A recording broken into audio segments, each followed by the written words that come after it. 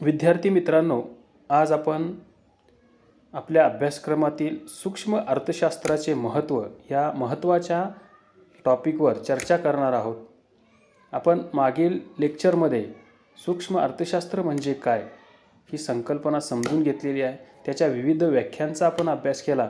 त्याचबरोबर सूक्ष्म अर्थशास्त्राचे स्वरूप आणि सूक्ष्म अर्थशास्त्राची व्याप्ती ही आपण समजून घेतलेली आहे आणि त्यामुळेच आपल्याला सूक्ष्म अर्थशास्त्र म्हणजे काय हे व्यवस्थितपणे समजलं असेल. आज आपण सूक्ष्म अर्थशास्त्राचे महत्त्व किंवा सूक्ष्म अर्थशास्त्राचे फायदे हे पाहणार आहोत आणि हे पाहत असताना आपण काही मुद्द्यांचा आधार घेऊन त्याच्या आधारे आपण सूक्ष्म अर्थशास्त्राचे फायदे समजून घेणार आहोत. तर त्यामधील पहिला मुद्दा आहे तो म्हणजे व्यक्तिगत आर्थिक प्रश्न समजण्यास उपयुक्त. आता आपल्या सर्वांना माहीत असेल की अर्थव्यवस्थेमध्ये अनेक व्यक्ती असतात, अनेक उद्योग संस्था असतात. या प्रत्येक व्यक्तीला आणि प्रत्येक उद्योग संस्थेला कोणत्या ना कोणत्या तरी आर्थिक प्रश्नांना तोंड द्यावं लागत असतं. मग हे आर्थिक प्रश्न नक्की कोणते हे आपल्याला समजणं गरजेचं आहे. कारण कसं आहे की कुठलाही व्यक्तीला असू द्या, संस्थांना असू द्या, जोपर्यंत त्या व्यक्तीपुढे किंवा उद्योग संस्थेपुढे जो कोणता निर्माण होणारा आर्थिक प्रश्न समजत नाही तोपर्यंत आपण त्याच्यावर उपाययोजना करू शकत नाही. मग सूक्ष्म अर्थशास्त्राच्या माध्यमातून आपल्याला व्यक्तीचा आर्थिक प्रश्न समजण्यास फायदा होतो. म्हणजे सूक्ष्म अर्थशास्त्राच्या आधारे आपण ते आर्थिक प्रश्न समजून घेऊ शकतो आणि समजल्यानंतर आपण त्याच्यावर नक्की पुढे उपाय योजू शकतो. तर सूक्ष्म अर्थशास्त्र व्यक्तीचे आर्थिक प्रश्न समजण्यास उपयुक्त ठरतं आणि त्यामुळं सूक्ष्म अर्थशास्त्राला खूपच महत्त्व आहे असं आपल्याला म्हणावं लागतं. त्यानंतर दुसरा जो मुद्दा आहे आपला तो म्हणजे व्यक्तिगत आर्थिक प्रश्न सोडविण्यासाठी उपयुक्त. आता पहिल्या मुद्द्यामध्ये आपण पाहिलेलं आहे की व्यक्तिगत आर्थिक प्रश्न समजण्यास उपयुक्त, म्हणजे एकदा प्रश्न समजला की तो सोडवण्यासाठी सूक्ष्म अर्थशास्त्र आपल्याला उपयोगी ठरते. म्हणजे कसं होतं की जो कोणता प्रश्न आर्थिक प्रश्न निर्माण झालेला आहे त्याची चर्चा सूक्ष्म अर्थशास्त्रामध्ये आपण करत असतो आणि त्याच्या माध्यमातून मग व्यक्ती असेल, कुटुंब असेल, उद्योग संस्था असेल, एखादा विक्रेता असेल तर त्यांचे आर्थिक प्रश्न कसे सोडवावेत याच्या बाबतीमध्ये सूक्ष्म अर्थशास्त्र आपल्याला मार्गदर्शन करत असते. म्हणजे समजा एखादा कोणती वस्तू उत्पादन करणारा उत्पादक असेल, मग त्याच्या उत्पादनाची मागणी घटलेली असेल. आता ती घटलेली मागणी ही त्याची समस्या आहे. आता ही समस्या त्याला सोडवण्यासाठी सूक्ष्म अर्थशास्त्राचा फायदा होऊ शकतो. तो कसा होऊ शकतो की तो जो व्यक्ती आहे ज्या वस्तूचं उत्पादन घेतोय त्या वस्तूची मागणी कमी झालेली आहे. मग ती का कमी झाली हा प्रश्न आपण पहिल्यांदा सूक्ष्म अर्थशास्त्रामध्ये सोडवत असतो. आणि त्यानंतर त्या वस्तूची आता मागणी कशी वाढवता येईल की आपण पाहतो की सूक्ष्म अर्थशास्त्रामध्ये नियम आहेत की वस्तूची किंमत कमी केली की मागणी वाढते. मग तिथं पहिला आधार असा घेतला जाऊ शकतो की वस्तूची किंमत कमी करून मागणी वाढवली जाऊ शकते. दुसरी म्हणजे त्या वस्तूची आकर्षक अशी जाहिरात आपण केली तर त्या ठिकाणी ग्राहकांना त्या वस्तूकडे आपल्याला वळवता येऊ शकतं. किंवा त्या वस्तूमध्ये वस्तुभेद केला जाऊ शकतो. त्याचं क्लासिफिकेशन करून त्याच्यामध्ये विविध दर्जे निर्माण करून त्या ठिकाणी ती वस्तू ग्राहकाच्या समोर जर आणली तर साहजिकच आहे या ठिकाणी त्या वस्तूची मागणी वाढवू शकते. म्हणजे व्यक्तिगत आर्थिक प्रश्न सोडविण्यासाठी किंवा उद्योग संस्थेचे आर्थिक प्रश्न सोडविण्यासाठी आपल्याला या ठिकाणी सूक्ष्म अर्थशास्त्र हे उपयोगी ठरते आणि त्यामुळं व्यक्तिगत आर्थिक प्रश्न सोडविणे हा एक महत्त्वाचा मुद्दा या ठिकाणी सूक्ष्म अर्थशास्त्राच्या महत्त्वामध्ये येत असतो. त्यानंतर पुढचा जो मुद्दा आहे तो म्हणजे अर्थव्यवस्थेचे स्वरूप समजण्यास उपयुक्त. आता सूक्ष्म अर्थशास्त्राच्या बाबतीमध्ये आपण पाहतो की ज्यावेळी सूक्ष्म अर्थशास्त्राची व्याप्तीचा आपण विचार केला त्याला आपण पाहिलं असेल की सूक्ष्म अर्थशास्त्रामध्ये आपण व्यक्तिगत वस्तू व सेवांची मागणी, उपभोग खर्च असेल, उत्पादन घटकांचे मोबदले असतील, घटक बाजार असेल, वस्तू बाजार असेल, उद्योग संस्थांचा उत्पादन खर्च असेल, उद्योग संस्थांची प्राप्ती असेल, या सर्व विश्लेषणाचा अभ्यास आपण सूक्ष्म अर्थशास्त्रामध्ये करत असतो. मग ह्या सर्व बाबींवरून म्हणजे व्यक्तीची मागणी असेल, सेवांची मागणी असेल, उपभोग खर्च असेल, या सर्वांवरून आपल्याला अर्थव्यवस्थेचं स्वरूप समजू शकतं. म्हणजे ह्या जे घटक आहेत ह्या घटकांवरून आपल्याला अर्थव्यवस्थेचे जे स्वरूप आहे हे स्वरूप समजण्यास उपयुक्त ठरत असते ही माहिती. आणि त्यामुळेच आपल्याला असं म्हणावं लागेल की अर्थव्यवस्थेचे स्वरूप समजण्यासाठी सूक्ष्म अर्थशास्त्र हे आपल्याला उपयुक्त ठरत असते. कारण कसं असतं की उद्योग संस्था असतात, उद्योग संस्थांचा उत्पादन खर्च आपल्याला माहिती पडतो, उत्पादन घटकांचे उत्पन्न काय आहे हे आपल्याला माहिती पडत असते. त्याचबरोबर उद्योग संस्थांना किती प्राप्ती होत असते, उपभोक्ते किती खर्च करतात, या सर्व गोष्टींची आपल्याला सूक्ष्म अर्थशास्त्राच्या माध्यमातून माहिती मिळते. त्यानंतर पुढील मुद्दा आपल्याला मांडता येईल तो म्हणजे उद्योग संस्था व उद्योगधंद्यांना उपयुक्त. आता आपल्याला माहिती आहे की उद्योग संस्था आणि उद्योगधंदा यामध्ये फरक असतो. काय फरक असतो? उद्योग संस्था म्हणजे एखादा कारखाना. मी मागील लेक्चरमध्ये देखील सांगितलेलं आहे की उद्योग संस्था म्हणजे काय, की ज्यावेळेस आपण साखर उद्योग म्हणतो तर देशातील सर्व साखर कारखान्यांचा एकत्रित ज्यावेळेस आपण उल्लेख करतो तर त्याला आपण साखर उद्योग असे म्हणतो. किंवा कापड उद्योग आपण ज्यावेळेस म्हणतो, म्हणजे देशातील कापड गिरण्यांचा ज्यावेळेस एकत्र आपण उल्लेख करत असतो त्याला आपण कापड उद्योग म्हणतो. म्हणजे उद्योग म्हणजे सर्वांनी मिळून एकत्र, म्हणजे सर्व संस्थांना एकत्र आपण उल्लेख करतो त्यावेळेस त्याला आपण उद्योग म्हणतो. आणि उद्योग संस्था म्हणजे पर्टिक्युलर एकच संस्था, एखाद्या कारखान्याचा ज्यावेळेस आपण अभ्यास करतो त्याला उद्योग संस्था असे म्हणतो. तर या ठिकाणी सूक्ष्म अर्थशास्त्र हे उद्योग संस्था व उद्योगधंदा या दोन्हींना उपयुक्त ठरते. आता ती कशी उपयुक्त ठरते, तर देशातील उद्योग संस्था आणि उद्योगधंद्यांना अनेक प्रश्न सोडवावे लागतात. मग त्याला ते सोडवत असताना आपण जेव्हा सूक्ष्म अर्थशास्त्राच्या माध्यमातून अभ्यास करतो तर एखाद्या कारखान्याचा अभ्यास करतो. मग त्या कारखान्यामध्ये काय समस्या आहेत त्या आपण अभ्यासतो, त्या सोडवण्याचा प्रयत्न करतो, त्यांचं उत्पादन वाढवण्याचा प्रयत्न करतो, त्यांचं प्राप्ती वाढवण्याचा प्रयत्न करतो. मग त्याचं अनुकरण करून इतर जे कारखाने असतील त्यांना देखील त्याचा फायदा होऊ शकतो. म्हणजेच उद्योग संस्थेची प्राप्ती असेल, उद्योग संस्थेचा खर्च असेल, उत्पादन घटक कसे उपलब्ध होतात, त्यानंतर जी वस्तू आणि सेवा निर्माण केल्या जातात त्या वस्तू आणि सेवांची विक्री कशी होते, ती वस्तूची किंमत कशी ठरते, ही ज्यावेळेस आपण एखाद्या उद्योग संस्थेचा आपण अभ्यास करतो त्या उद्योग संस्थेला जर त्याचा फायदा झाला तर त्याचाच आधार घेऊन आपण इतर उद्योग संस्थांनाही तशा पद्धतीने बदल करण्यासाठी आपण सांगू शकतो. कारण बदल सर्वांचे एकत्र होत नाहीत. एखाद्याने काहीतरी नवीन आणल्यानंतरच दुसरी व्यक्ती त्याचं अनुकरण करते आणि तीही बदल करण्याचा प्रयत्न करत असते. त्यानंतर पुढील जो मुद्दा आहे तो म्हणजे देशाच्या आर्थिक विकासासाठी उपयुक्त. आता देशाच्या आर्थिक विकासासाठी सूक्ष्म अर्थशास्त्र कसे उपयुक्त ठरते, तर साधारणपणे आपल्याला माहिती असेल की देशामध्ये समजा काही शेतकरी असतात, कामगार असतात, लघु व्यावसायिक असतात, उद्योगपती असतात. तर यामुळे देशामध्ये अनेक लोकांना रोजगार उपलब्ध होत असतात. तर सूक्ष्म अर्थशास्त्रामध्ये आपण पाहतो की व्यक्तिगत घटकांचा आपण अभ्यास करत असतो आणि व्यक्तिगत घटकांचा अभ्यास केल्यामुळे व्यक्तिगत पातळीवर अनेक प्रश्नांची उकल होत असते, अनेक प्रश्नांची माहिती आपल्याला मिळते आणि त्यातून त्यांची आपल्याला उकल करता येते. आणि या सर्व बाबींवरून आपल्याला जे आर्थिक घटक आहेत ह्या आर्थिक घटकांची कार्यक्षमता समजून येते आणि ती कार्यक्षमता कशी वाढवता येईल ह्याच्यावर देखील आपण सूक्ष्म अर्थशास्त्राचा आधार आहे ती कार्यक्षमता वाढवण्याचा प्रयत्न करत असतो. तर देशाच्या आर्थिक विकासासाठी हातभार लावण्यासाठी सूक्ष्म अर्थशास्त्र हे महत्त्वाचे ठरते असं आपल्याला सांगता येईल. त्यानंतर आर्थिक कल्याण समजण्यास उपयुक्त. आपण मागच्या लेक्चरला देखील आर्थिक कल्याणासंदर्भामध्ये थोडक्यात चर्चा केली होती. तर सूक्ष्म अर्थशास्त्रामध्ये व्यक्तीचे उत्पन्न किती आहे, प्रत्येक व्यक्तीचा उपभोग किती आहे, व्यक्ती किती बचत करतात, उद्योग संस्था किती उत्पादन करतात, उद्योग संस्थांची प्राप्ती किती आहे, खर्च किती करतात, त्यानंतर उत्पादन घटकांना किती प्रमाणात मोबदले देतात, या सर्व बाबींचा अभ्यास आपण सूक्ष्म अर्थशास्त्रामध्ये करत असतो.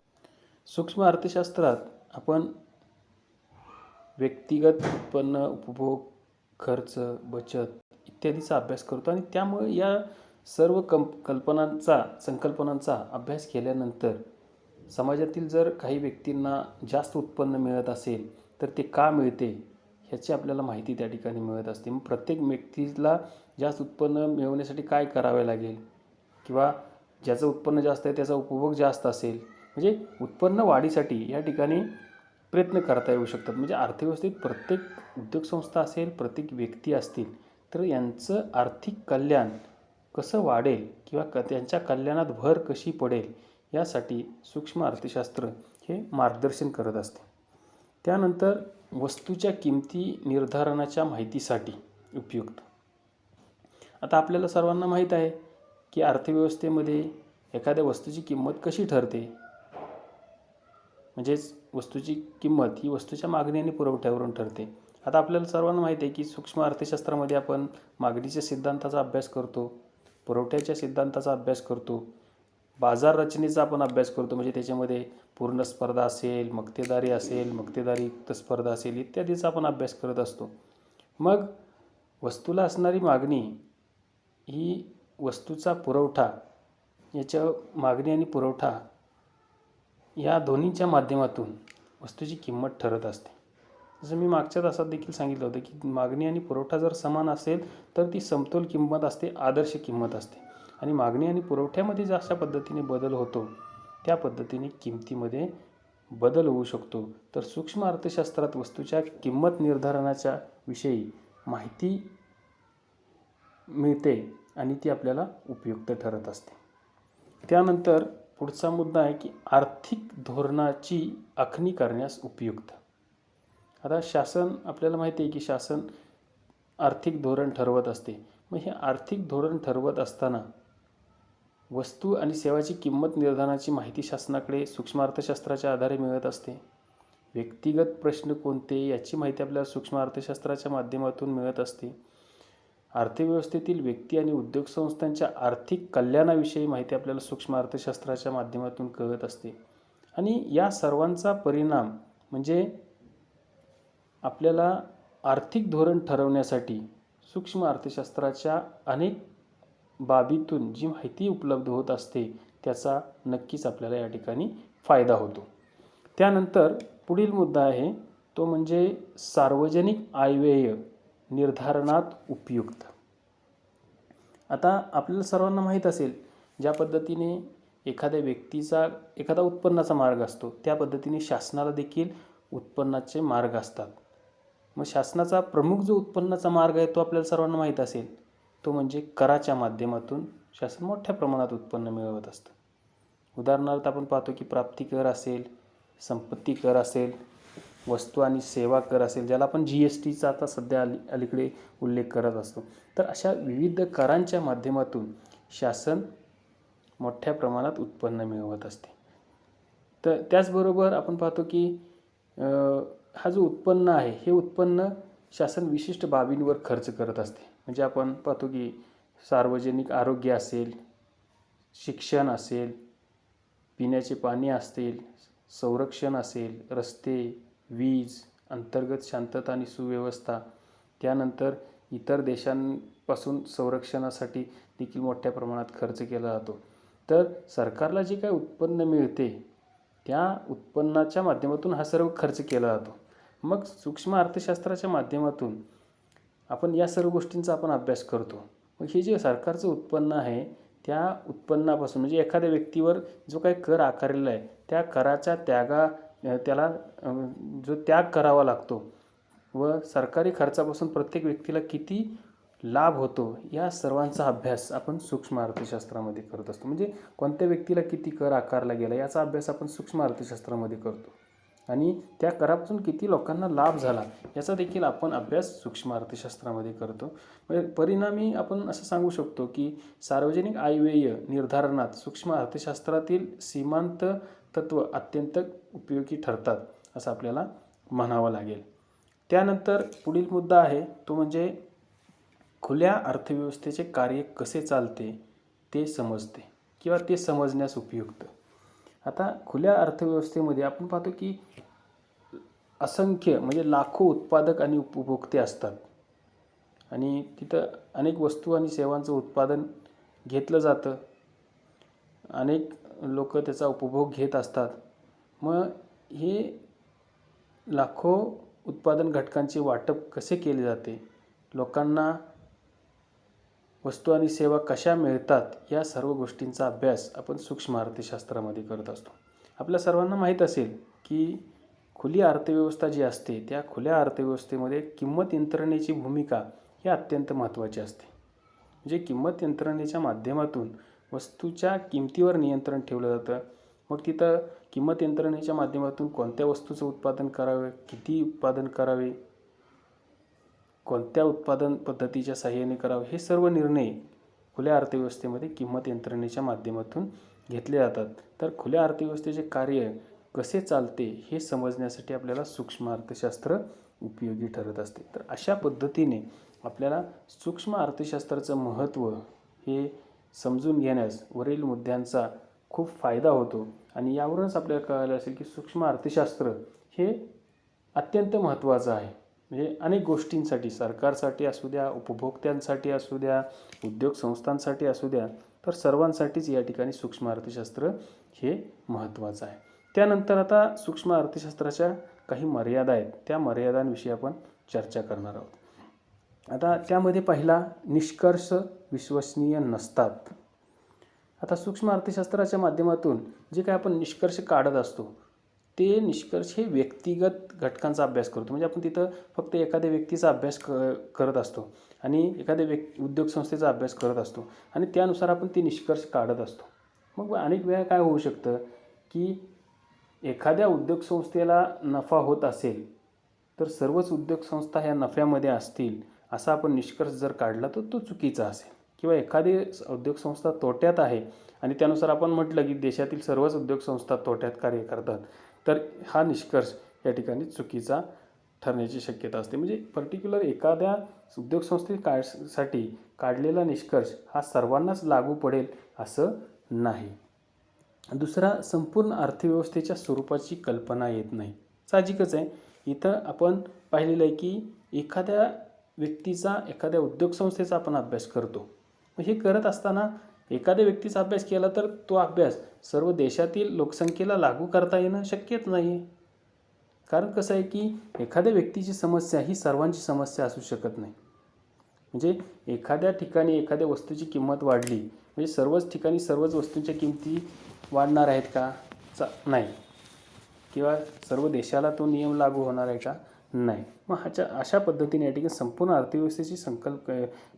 अर्थव्यवस्थेची कल्पना येत नाही. त्यानंतर विश्लेषण चुकीच्या गृहीतांवर आधारित. आता सूक्ष्म अर्थशास्त्रामध्ये आपण पाहतो की अनेक जे सिद्धांत असतात ते विशिष्ट गृहीतांवर आधारलेले असतात. म्हणजेच आपण पाहतो की काही नियम आहेत, मागणीचा नियम असेल, पुरवठ्याचा नियम असेल, तर त्याच्यामध्ये आपण पाहतो की अर्थव्यवस्थेमध्ये पूर्ण स्पर्धा असते. प्रत्यक्षात तसं नसतं आहे. नेहमी बाजारात पूर्ण स्पर्धा असेल असंच नाही. त्याचबरोबर आपण पाहतो की अर्थव्यवस्थेत पूर्ण रोजगाराची परिस्थिती असते, अशी गृहीतं विचारात घेतली जातात. परंतु प्रत्यक्षात तसं होत नाही. पूर्ण रोजगाराची परिस्थिती बाजारामध्ये नसतेच.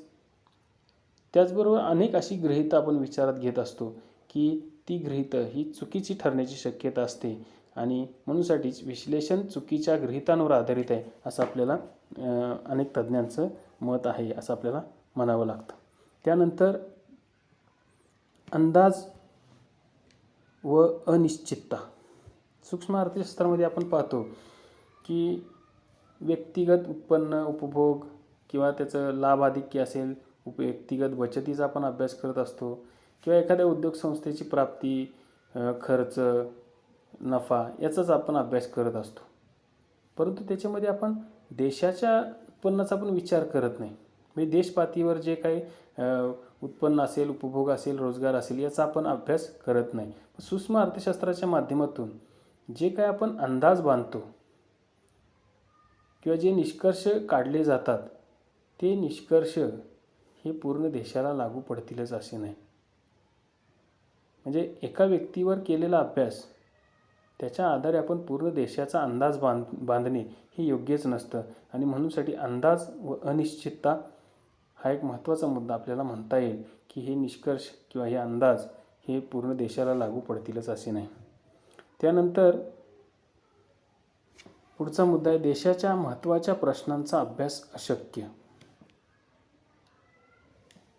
आता देशाचा जो महत्त्वाचा अभ्यास आहे त्याच्यामध्ये आपण पाहतो की राष्ट्रीय उत्पन्नाचा अभ्यास, राष्ट्रीय उत्पन्नाचं वाटप समान होतं की नाही, पैशाचा प्रश्न असेल, पतनियंत्रणाचा प्रश्न असेल, व्यापार चक्राचा प्रश्न असेल, दारिद्र्याचा प्रश्न असेल, सार्वजनिक कर्जाचा प्रश्न असेल, तुटीचा अर्थ भरणा असेल, तर हे काही देशापुढचे महत्त्वाचे प्रश्न आहेत आणि या प्रश्नांचा अभ्यास या ठिकाणी सूक्ष्म अर्थशास्त्रामध्ये होत नाही आणि त्यामुळं देशाच्या महत्त्वाच्या प्रश्नांचा अभ्यास अशक्य आहे असं आपल्याला म्हणता येईल.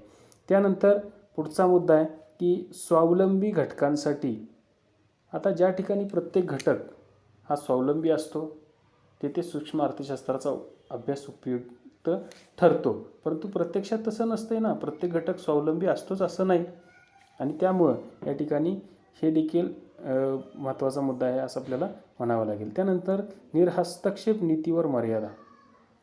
सूक्ष्म अर्थशास्त्रामध्ये आपण पाहतो की निर्हस्तक्षेप नीतीवर आधारित आहे सूक्ष्म अर्थशास्त्र, परंतु आज आपण पाहतो की जगातील अनेक अर्थव्यवस्था स्वावलंबी व स्वयंपूर्ण नाहीत, म्हणजे ते स्वतःवर निर्भर नाही आहेत. म्हणजे प्रत्येकाला आपली अर्थव्यवस्था स्वतःच्या देशावरच चालवता येईल असं नाही. म्हणजे या ठिकाणी हस्तक्षेपामुळे एकूण समाजाचे कल्याण महत्तम होते. आज आपण पाहतो की जागतिक अर्थव्यवस्था खुली झालेली आहे.